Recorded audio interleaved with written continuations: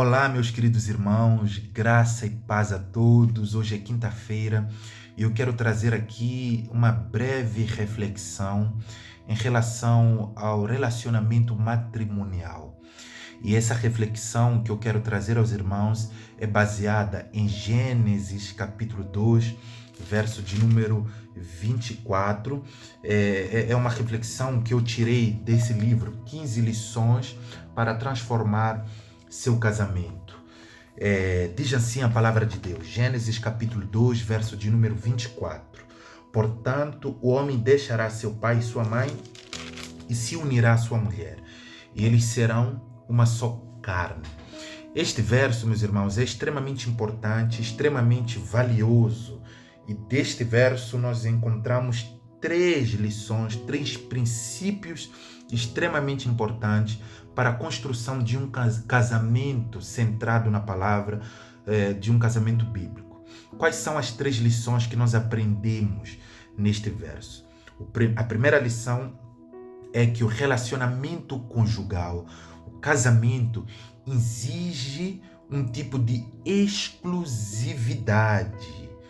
A expressão deixar pai e mãe significa, meus irmãos, que o relacionamento do casal toma precedência sobre todos os outros relacionamentos, inclusive sobre a união entre pais e filhos.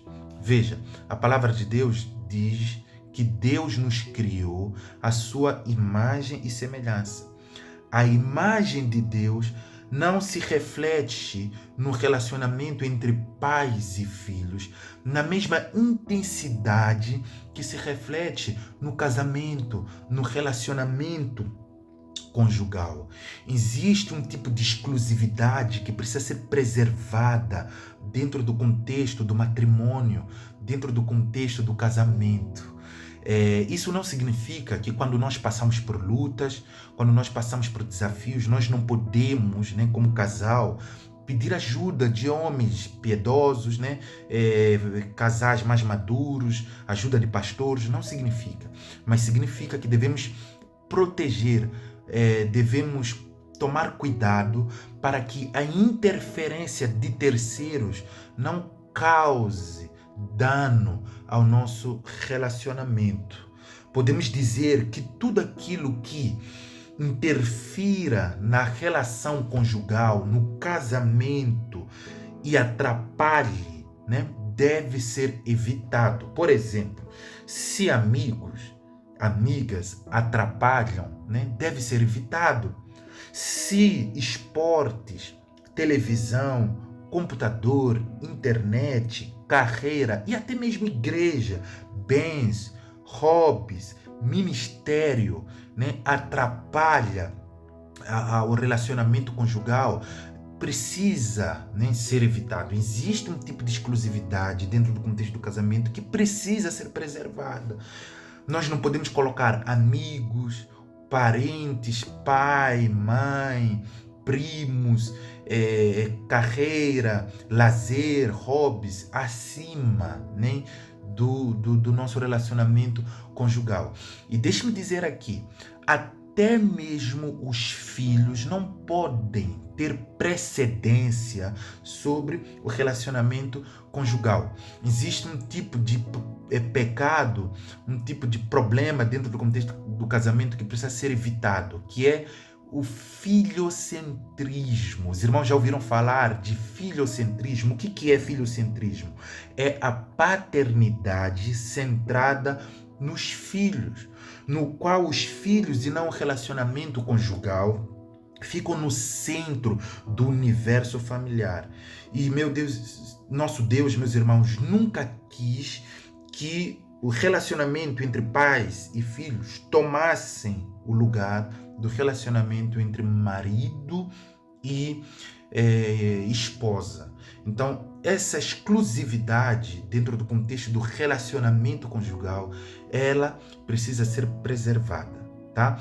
A segunda lição que nós aprendemos neste verso é que o relacionamento conjugal exige um tipo de fidelidade.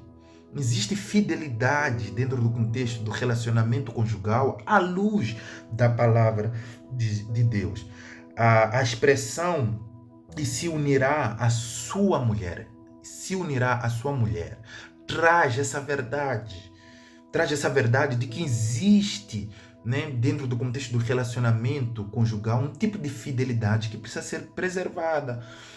Essa união não é entre várias mulheres, né? Se unirá à sua mulher, então precisa ser preservada, precisa haver um tipo de fidelidade no casamento, meus irmãos, que precisa ser cuidada, que precisa ser preservada. O homem precisa ser fiel à sua esposa, a esposa precisa ser fiel ao seu esposo.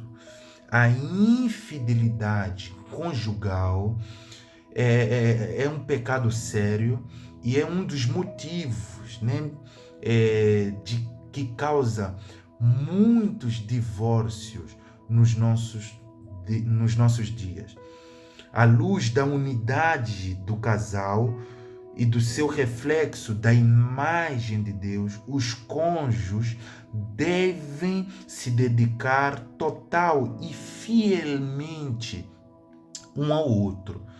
A terceira lição que nós aprendemos neste texto, neste verso, é que o relacionamento conjugal, ela exige um tipo de intimidade que nós não encontramos em outros relacionamentos. Nós falaremos mais sobre esse tópico em encontros que nós teremos futuramente de casais.